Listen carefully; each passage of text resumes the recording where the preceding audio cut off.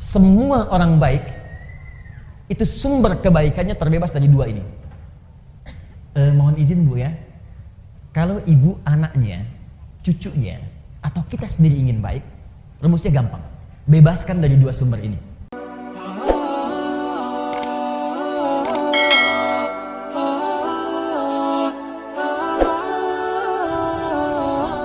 Fokus. Innama bu'ithu liutammima solihal akhlaq. Sungguh misi utamaku, misi utamaku ketika aku diutus ke muka bumi ini adalah untuk menyempurnakan kemuliaan akhlak. Untuk menyempurnakan kemuliaan akhlak. Jadi misi utama Nabi, kenapa diturunkan Al-Quran kepada Nabi? Untuk membimbing umatnya supaya berakhlak mulia. Kenapa Nabi menjelaskan lewat hadis? Supaya umatnya berakhlak mulia. Kenapa ada hikmah di balik ibadah? Supaya dengan hikmah itu dibimbing kepada akhlak yang mulia. Puncaknya ini. Kalau ada orang jujur di bumi, umat Islam mesti lebih jujur. Kalau ada orang tawadhu di bumi, umat Islam mesti yang paling tawadhu. Kalau ada orang sabar di bumi, umat Islam mesti yang paling sabar. Kesempurnaan akhlak. Karena itu, perhatikan baik-baik. Bagian keempat ini, lihat puncaknya. Kembalikan ke Al-Baqarah 129. Rabbana wab'ats fihim rasulan minhum yatslu 'alaihim ayatika, ayat sudah. Wa yu'allimuhumul kitab, kitab sudah. Wal hikmah, hikmah sudah. Yang keempat, wa yuzakkihim, dan menjadikan hati mereka bersih suci. Kebersihan hati, kebersihan jiwa, itu yang disebut dengan puncak akhlak. Dalilnya, penegasannya di kitab Syu'abul Iman nomor hadis 2009 sampai 2010. Wa yuzakkihim, bersih jiwanya. Kalau jiwanya bersih, maka semua anggota tubuhnya pasti akan berbuat kebaikan. Perbuatan baik yang dikerjakan seluruh anggota tubuh itu yang disebut dengan akhlak namanya. Jelas sampai sini? Sekarang yuk kita buktikan. Saya agak pelan-pelan supaya kita mengerti. Fokus. Contoh sholat. Kembali. Ibadah bukan? Karena itu mesti ada apa? Dalil. Ambil dari Al-Quran, dalilnya Quran surah kedua ayat 43. Jelas?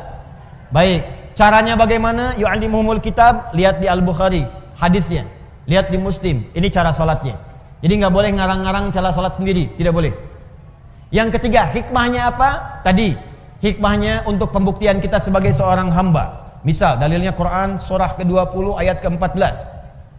Hikmahnya apalagi tadi? Untuk mendatangkan kebahagiaan. Misal Quran surah ke-23 ayat 1 sampai 2. Qad aflahal mu'minun. Sungguh orang beriman akan menggenggam kebahagiaan dan kesuksesan. Apa amalannya? Ayat keduanya, alladzina hum fi salatihim khashi'un, yaitu orang-orang yang salatnya khusyuk. Di puncak kebahagiaan bisa diraih dengan salat yang khusyuk. Nah, sekarang bagian terakhir. Salat yang baik itu pasti akan berdampak kepada akhlak. Akhlak yang mulia. Maaf, mata orang yang salat pasti baik. Telinga orang yang salat pasti mendengar yang baik. Tangan orang yang salat mengerjakan yang baik. Kaki orang yang salat akan melangkah kepada yang baik. Apa dalil dari semua ini? Semua perbuatan ibadah puncak tertingginya akhlak. Dalilnya diantaranya buka Quran surah ke-29 ayat ke-45.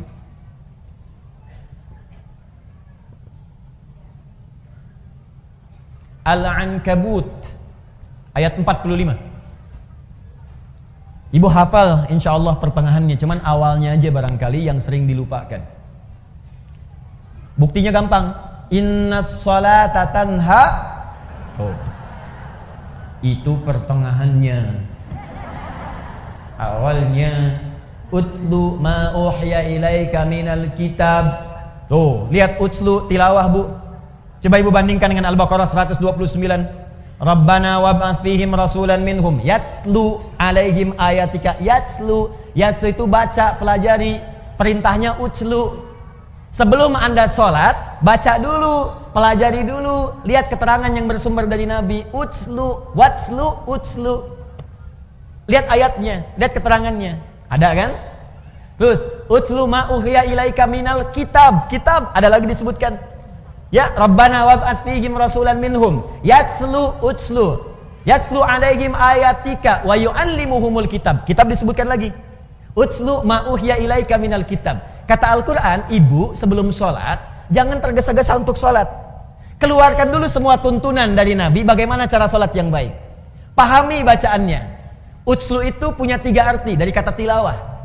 Utslu dari kata tilawah punya 3 arti. 1, baca. 2, pahami yang dibaca. 3, amalkan yang dipahami itu. Tilawah namanya. Makanya kalau ada orang baca Quran, supaya kita paham, di sampingnya kan ada yang menerjemahkan kan? Siapa yang menerjemahkan itu? Sari tilawah. Sebetulnya orang Arab itu tidak mengenal sari, kenalnya tilawah. Tilawah. Cuman mungkin di Indonesia yang pertama kali tilawah itu Bu Sari. Makanya disebut sari tilawah. Ya, coba kalau Adi, mungkin Adi tilawah gitu ya, atau Daan tilawah gitu. Bisa. Ya.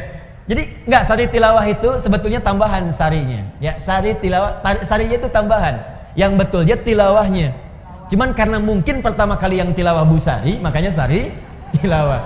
Tapi poinnya, kenapa ada sari tilawah? Supaya bisa memahamkan kepada kita apa yang dimaksud bacaan tadi. Nah, persis sama dalam sholat. Kata Allah sebelum sholat, baca dulu bacaan sholat. Pahami dulu. Memahami sesuatu disebut fikih namanya. Ini. Bisa tulis. Fikih. Makanya kalau ibu belajar tentang hukum ibadah, itu pasti semua fikih. Nggak ada tulisan ilmu, fikih. Coba ibu cari ya, buku tentang sholat, pasti judulnya fikih sholat. Tentang zakat, fikih zakat. Tentang haji umrah, fikih haji. Ibu nggak akan temukan buku judulnya ilmu sholat. Nggak ada. Ilmu haji nggak ada. Yang ada fikih. Apa maksud kalimat fikih ini? Paham. Maksudnya kata Allah, hei engkau, kalau engkau ingin khusyuk dalam sholatmu, ingin nikmat sholatmu, maka pahami bacaan dan gerakan sholat itu. Jangan sampai engkau sholat tapi tidak mengerti yang dibaca. Coba jujur pada diri kita masing-masing ya. Jujur saja. Dari sekian ribuan kali sholat yang kita tunaikan, ruku dan sujud, berapa persen bacaan sholat yang dipahami? Tuh. Katanya ibu pengen khusyuk tapi nggak ngerti yang dilakukan, bagaimana bisa khusyuk? Ruku tapi nggak paham bacaan ruku. Sujud nggak ngerti bacaan sujud. Mustahil kita bisa mendapatkan kekhusyuan itu. Nah, ini bagian pertama. Utslu ma uhya ilaika minal kitab. Ini kitab ini. Kemudian wa aqimis shalah. Setelah paham tadi bacaan gerakannya, tunaikan salat. Ini. Sekarang perhatikan, apa hikmah tertinggi dari salat itu? Teruskan ayatnya. Innas salata tanha 'anil fahsya. Itulah akhlak. Kata Allah, kalau sholat seseorang benar, maka ukurannya adalah dia akan terbebas dari perbuatan keji dan munkar. Di sholat yang ditunaikan dengan benar. Sholat yang ditunaikan dengan benar. Ada alif lamnya, Bu. Ingat ya, ada alif lamnya. Kalau tidak ada alif lamnya, sholat itu artinya umum, sholatnya bebas. Ibu mau cepat-cepat, mau lambat silahkan, mau khusyuk, mau tidak bebas. Tapi kalau ada alif lamnya disebut alif lam ma'rifah, khusus sesuai ketentuan. Dan semua bacaan sholat dalam Al-Quran, semua bacaan sholat, kalimat sholat dalam Al-Quran yang bermakna ibadah, dari mulai takbir sampai dengan salam, seluruhnya menggunakan alif lam. Kalimat sholat pertama Al-Baqarah ayat 3, alladzina yu'minuna bil ghaib wa yuqimunas sholat. Al-Baqarah 43, wa aqimus shalah. 45, wasta'inu bis sabri was shalah. 153, ya ayyuhalladzina amanu ista'inu bis sabri was shalah. 238, hafizu 'alas shalawat. Quran surah ke-11 misalnya ayat 114, aqimis shalata tarafail lail. Quran surah ke-17 ayat ke misalnya 78, aqimis shalata liduluki syamsi. Selalu pakai alif lam. Itu artinya kalau kita sholat mesti benar. Nah, kalau sholatnya benar, apa dampaknya dari situ? Akhlak. Tanha 'anil fahsya'i wal munkar. Maaf, semua orang baik itu sumber kebaikannya terbebas dari dua ini. Mohon izin Bu ya, kalau ibu anaknya, cucunya, atau kita sendiri ingin baik, rumusnya gampang. Bebaskan dari dua sumber ini. Tidak ada yang ketiga. Di keburukan itu cuma dua. Kalau bukan fahsya, pasti munkar. Kalau bukan fahsya, pasti munkar. Apa itu fahsya? Keji. Apa itu keji? Fahsya.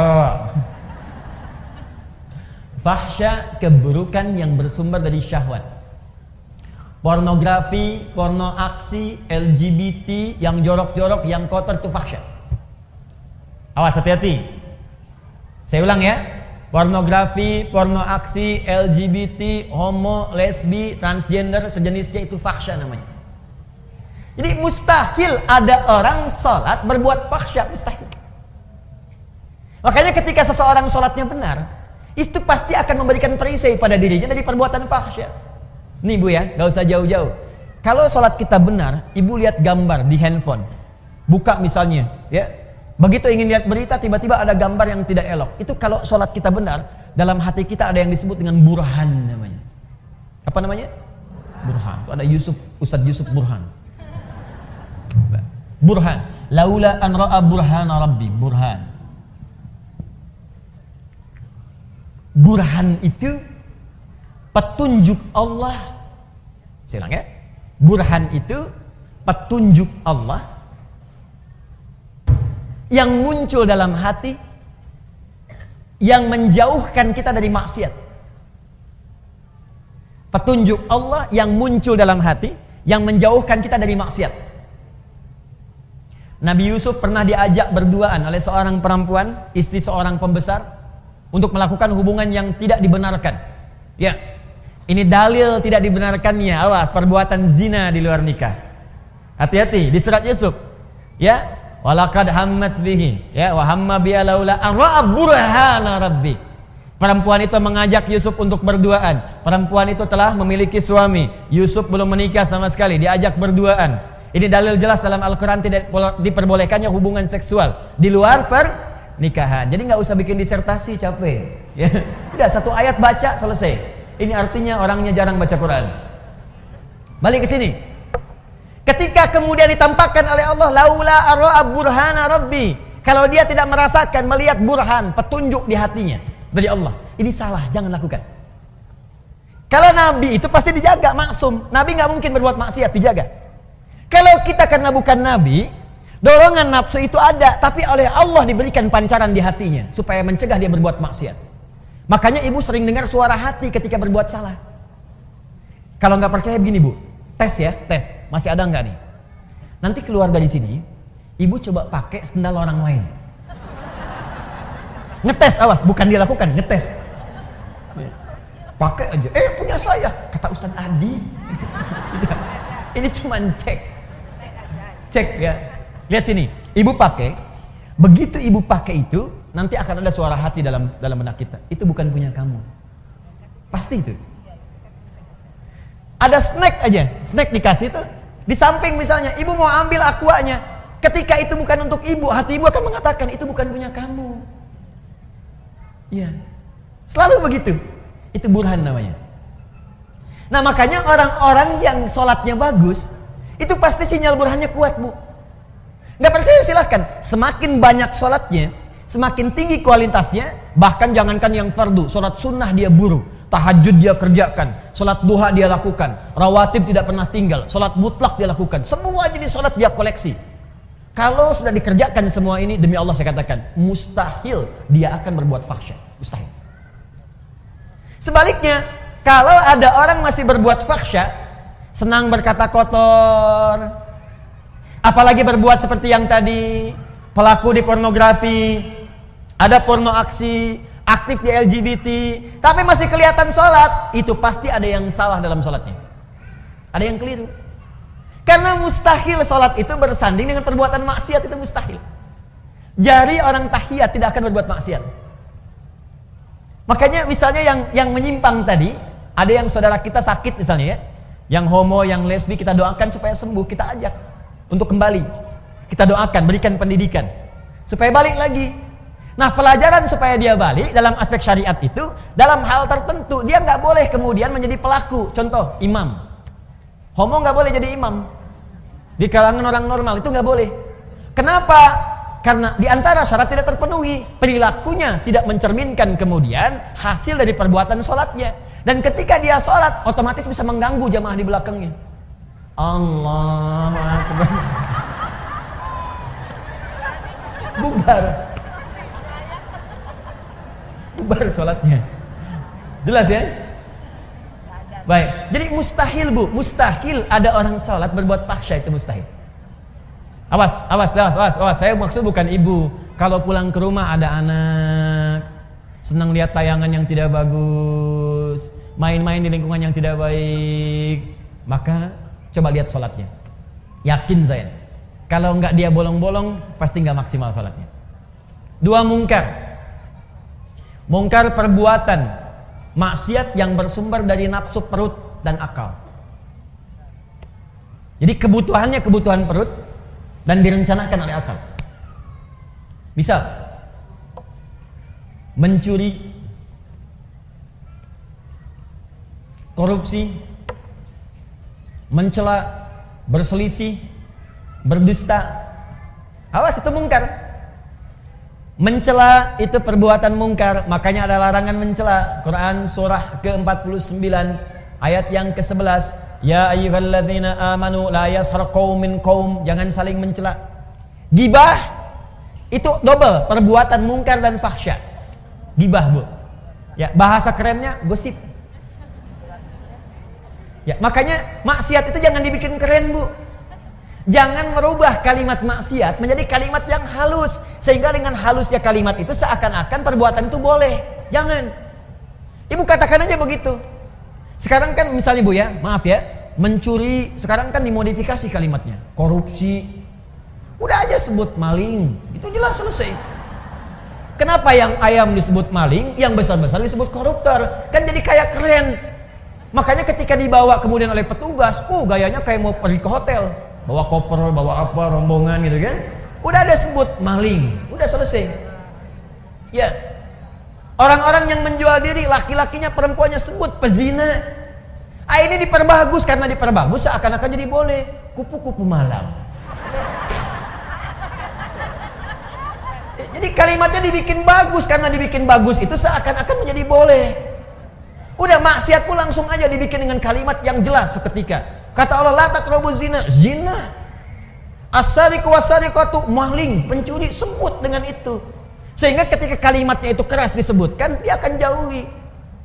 Bapak kamu maling ya? Bukan, koruptor. Karena dibikin bagus. Ya. Ibu kamu kok keluaran malam-malam? Dia kupu-kupu.